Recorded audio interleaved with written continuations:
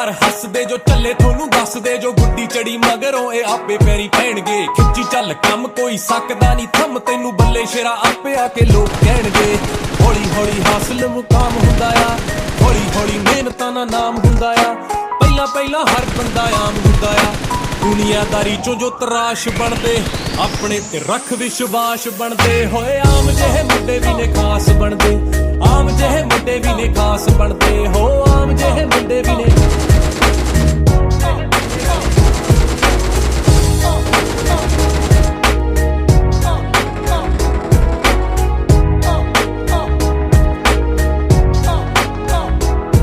ਮਨ ਸੱਚਾ ਸੋਚ ਉੱਚੀ ਮਿਹਨਤੀ ਵੀ ਹੋਵੇ ਜਿਹੜਾ ਉਸ ਬੰਦੇ ਦੀ ਤਰੱਕੀ ਫਟਾਫਟ ਹੁੰਦੀ ਆ। ਫਾਇਦੇ ਵਾਲੀ